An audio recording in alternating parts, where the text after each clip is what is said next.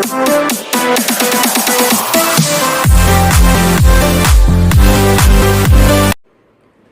everyone, welcome you all on chemistry lab class.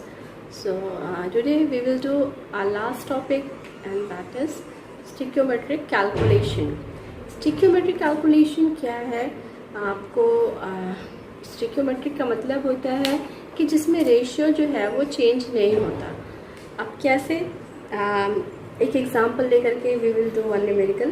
Calculate the amount of water produced by combustion of means 60 gram methane जो है, इसको जब हम combust करते हैं तो calculate the amount of water.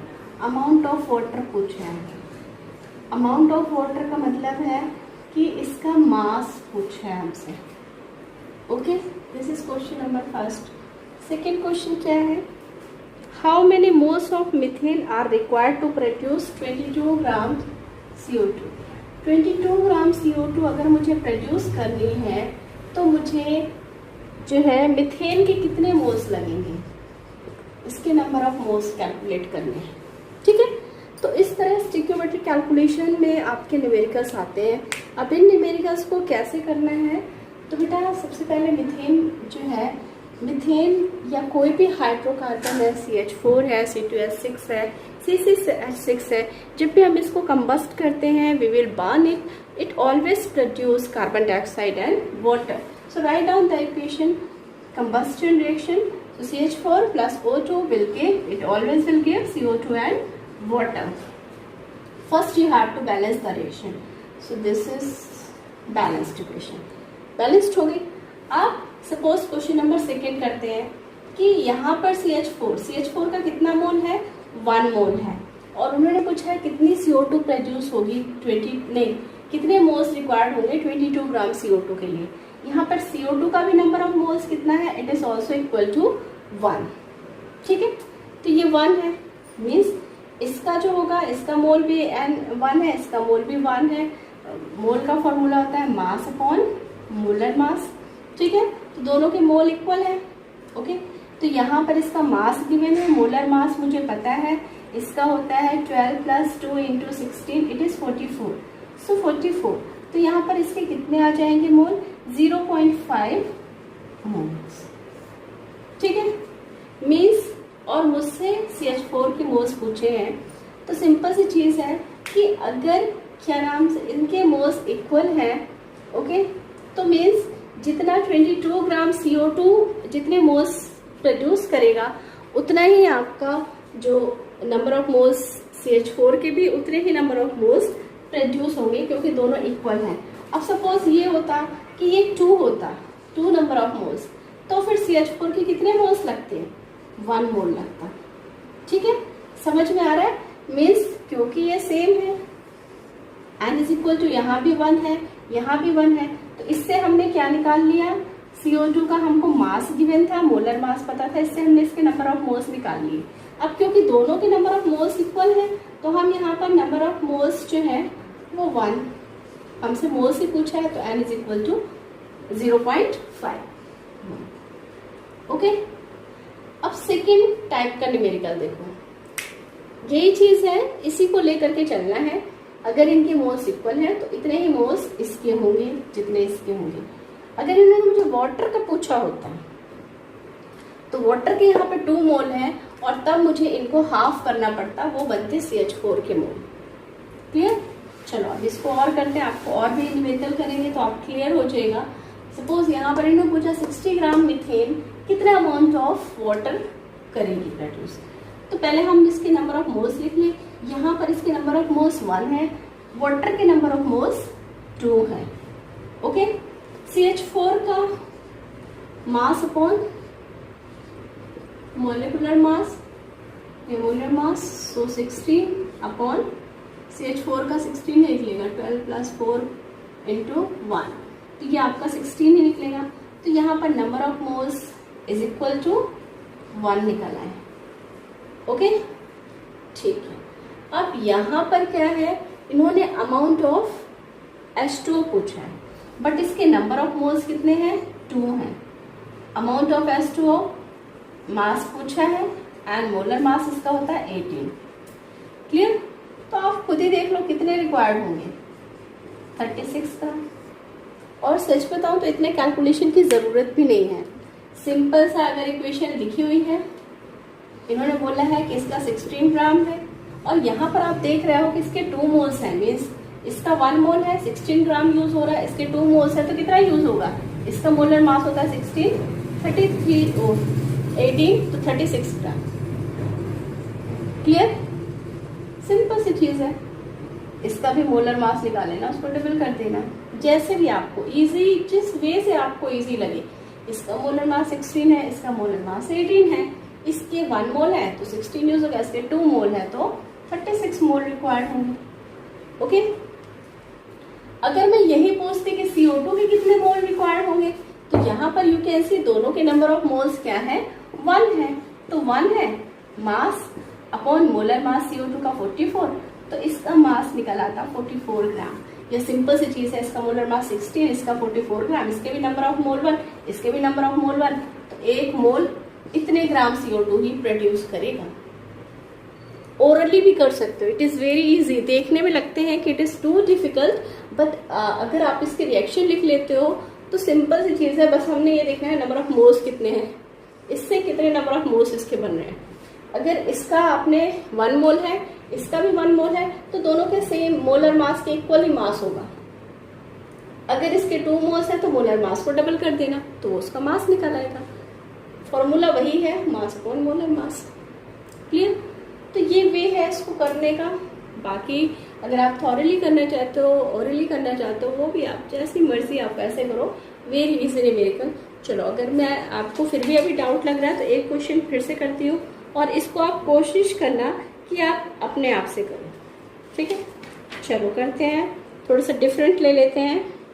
Calculate the mass of iron which will convert it into oxide by the action of 18 gram of steam on it।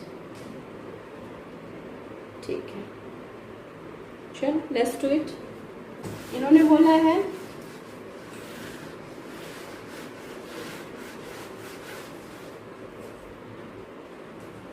कि अगर हम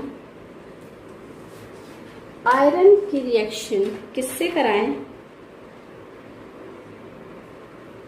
स्टीम से कराएं, और स्टीम का मास दे रखा है 18, इसका मतलब इसके नंबर ऑफ मोल्स क्या लिए हुए हैं, 1, और इससे बनता है फिर 2O3 प्लस H2।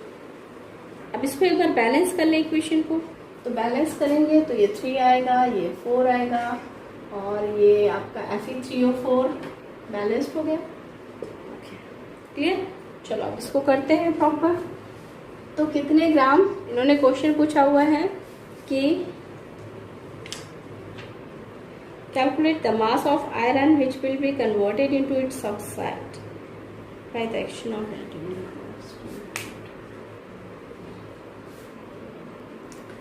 ओके।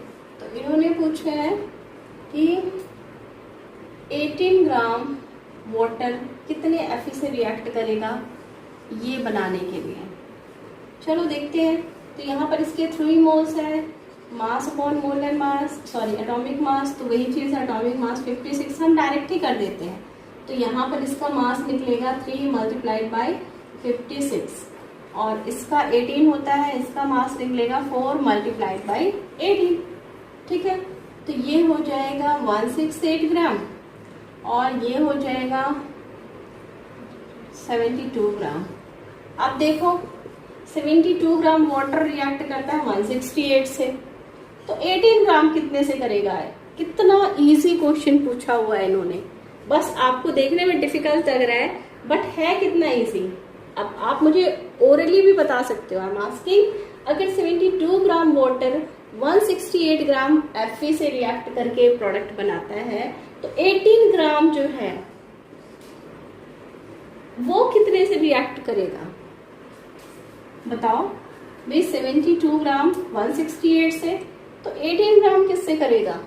आपने बास में कितना ओरली किया हुआ है, बताओ मुझे 18 ग्राम कितने से रिएक्ट करेगा। वेरी इजी बेटा, 168 डिवाइड बाई 6 निकल आएगा ना, ऐसे आपने मास में किए हुए हैं। ये जाएगा, नो इससे नहीं पता,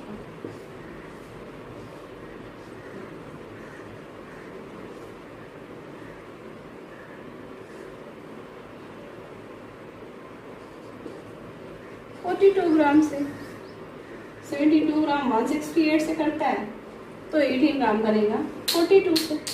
ठीक है, इसका 4 से डिवाइड कर देना। ओके, तो ये है स्टिक्योमेट्रिक कैलकुलेशन के कुछ न्यूमेरिकल्स। बहुत इजी न्यूमेरिकल्स है, आप अपने आप से ट्राई करोगे। It is not too difficult, very easy numericals, so just do it. Goodbye and have a nice day. Hello everyone, so welcome you all on chemistry classes. So in this video we will do a very small topic, that is limiting reagent. Limiting reagent क्या है कि whenever a reaction is occur, so these two are reactant and this is product. So whenever a reaction is occur, one of the reactant react completely with the second one.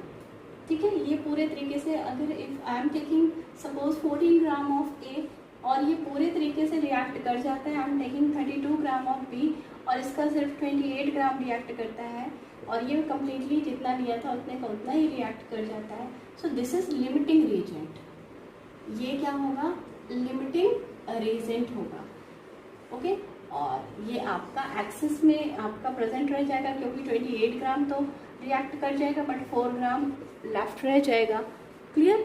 तो आपने बस, आपसे पूछेंगे what is limiting reason, तो whenever a reaction is occur one reactant react completely with the second one and this is known as limiting reagent. इसको हम क्या कहते हैं? Limiting reagent. The proper definition is कि the reactant which react completely in a reaction is called limiting reagent. अब इस question को करना कैसे, आपको कैसे पता लगेगा कि हाँ ये रिएक्टेंट कंप्लीटली रिएक्ट कर गया? वही चीज जैसे आप कर रहे थे, मोल्स मास निकाल रहे थे ना, तो यहाँ पर एक क्वेश्चन है 3 gram of H2 react with 29 gram of CO2। तो 3 ग्राम H2 जो है कितने के साथ रिएक्ट करेगी? 29 ग्राम O2 के साथ रिएक्ट कर रही है। Okay, and to form water बनाने के लिए। ना वो पूछ रहा है कि इसमें लिमिटिंग रीजन कौन है और कौन सा एक्सेस में प्रेजेंट है। तो अब आप देखो 3 ग्राम का वो पूछ रहे हैं और यहाँ पर 29 ग्राम O2 प्रेजेंट है। यहाँ पर मैं साइड में लिख लेती हूँ H2 O2। अब मैं इसका निकालती हूँ। H2 जो है इट विल बी 2 into 1। पहले तो बैलेंस कर लो इक्वेशन, सो बैलेंसिंग इक्वेशन में 2H2। Okay, water is balanced, तो यहाँ पर जो हो जाएगा 2H2 है, तो इसका जो मास है वो आ जाएगा 4 ग्राम की एक और। ओके, और यहाँ पर ये हो जाएगा 32 ग्राम। ठीक है, 32 ग्राम है। ओके, ये 4 ग्राम है, ये 32 ग्राम है, तो मुझे निकालना है 3 ग्राम H2 का। ओके, कितना निकालना है कि 3 ग्राम H2 जो है वो कितने से रिएक्ट करती है। तो सिंपल सी चीज़ है, अगर 32 ग्राम से 4 ग्राम रिएक्ट करता है तो 3 ग्राम से कितनी रिएक्ट करेगी? तो चलो निकाल लेते हैं। 3 2 6 9 4 सो 2 24 ग्राम। तो मीन्स जो 3 ग्राम है H2 वो 24 ग्राम उससे रिएक्ट करेगी। क्लियर? तो 3 ग्राम कितने से रिएक्ट करेगी? 24, और हमने क्या ले रखा है यहाँ पे 29। मीन्स ये तो पूरे तरीके से रिएक्ट कर रही है लेकिन ये एक्सिस में बच रहा है। 24 ग्राम बना एंड 5 ग्राम हमारा लेफ्ट हो रहा है। तो लिमिटिंग रीजन कौन होगा? हाइड्रोजन। और एक्सिस में कौन सा प्रेजेंट है? वो है oxygen. Clear? So this is very simple topic, और सम टाइम जो है पूछा जाता है डेफिनेशन और लिमिटिंग रीजन पूछ लेते हैं। सो ये आपको मैंने सिंपल वे बता दिया और ऐसा इसकी प्रैक्टिस कर लो। एंड स्टिल अगर कोई क्वेरी होती है तो you can send me your queries and doubts. Goodbye, have a nice day.